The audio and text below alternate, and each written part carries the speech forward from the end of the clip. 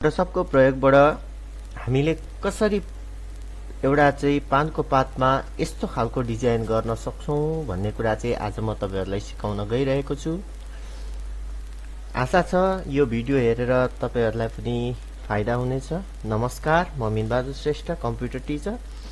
आज म तपाईहरुलाई फोटोसप 7.0 भर्जनमा यस्तो खालको डिजाइन कसरी गर्ने, एउटा पातमा हामीले चाहिँ लेखेको टेक्स्ट सँगसँगै एउटा चाहिँ पिक्चर है, राधा कृष्णको फोटो र गाईको फोटोलाई चाहिँ कसरी सेट गर्ने म तपाईहरुलाई सिकाउन गइरहेको छु।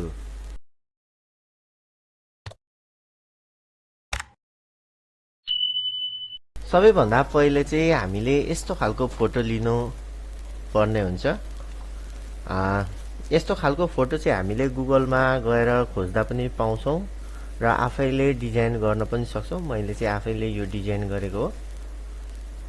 त्यसपछि हामीले एउटा त्यसमा चाहिँ पात जुन भनौं पानको पात, त्यो चाहिँ हामीले इन्टरनेटबाट अथवा फोटो खिचेर पनि बनाउन सक्छौं।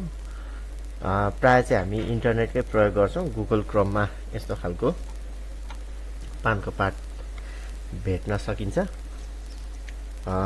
र मैले त्यसको लागि चाहिँ एउटा ब्याकग्राउन्ड जुन व्हाइट कलरको ब्याकग्राउन्ड छ, त्यो व्हाइट कलरको ब्याकग्राउन्ड चाहिँ चुज गरे र जसमा यो पानको पात लाई चाहिँ मैले यहाँनेर मुभ गरेर राखेको छु र यसको साइज म थोरै यो ब्याकग्राउन्डको साइज अनुसार बढाउँछु। यसलाई ठिक्क मिलाएर हामीले राख्नुपर्ने हुन्छ र राखिसकेपछि यसमा चाहिँ हामीले एक यो माथिको भागलाई चाहिँ सिलेक्ट गरेर कन्ट्रोल जे बटन प्रेस गरेर चाहिँ यसको एउटा छुट्टै लेयर त्यति भागको चाहिँ बनाउन सकिन्छ। त्यस्तै हामीले फेरि तलकोलाई पनि त्यसरी नै हामी ठ्याक्क मिलाएर जति हामीले अगाडि माथि सिलेक्ट गरेको छ त्यति नै तल पनि हामी सिलेक्ट गरेर कन्ट्रोल जे बटन प्रेस गर्छौं। दुई भाग यहाँनेर हाम्रो छुट्टिएको छ, लेयर 2 र लेयर 3 भनेर। र लेयर 1 लाई चाहिँ हामीले हटाउँदा हुन्छ।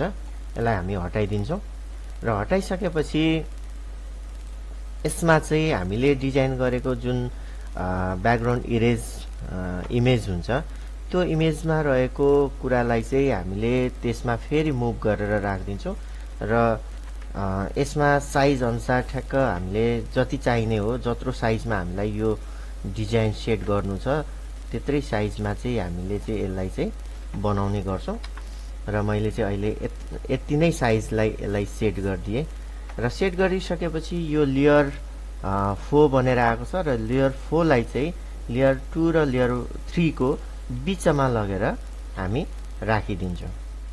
राखिसकेपछि लेयर 2 हामीले माथिको लेयरमा बनाउने भएकोले लेयर 2 लाई चाहिँ हामी सिलेक्ट गर्छौं र सिलेक्ट गरिसकेपछि हामीले फेरि कन्ट्रोल सँग जी बटन प्रेस गर्ने बित्तिकै यस्तो खालको डिजाइन हामी देख्न सक्छौं। र लेयरमा हामीले चाहिँ यो डिजाइनलाई थोरै तल सार्छु भन्न नि मिल्छ। म थोरै यसलाई चाहिँ तल सार्दै छु र कहाँनेर सेट गर्नुपर्ने, कसरी कुन डिजाइनमा चाहिँ हामीले यसलाई चाहिँ सेट गर्ने हो त्यही अनुसार हामीले फिट गर्न सक्छौं। ल हेर्नुस् त कति मज्जाको डिजाइन बनेको छ। र यसरी नै तपाईहरुले पनि 7.0 भर्जनमै यस्तो खालको डिजाइन चाहिँ बनाउन सक्नुहुन्छ र यही भिडियोलाई फलो गरेर तपाईहरुले पनि यस्तै खालको डिजाइन गर्न सक्नुहुन्छ भन्ने आशा लिएको छु। हवस् त, नमस्ते।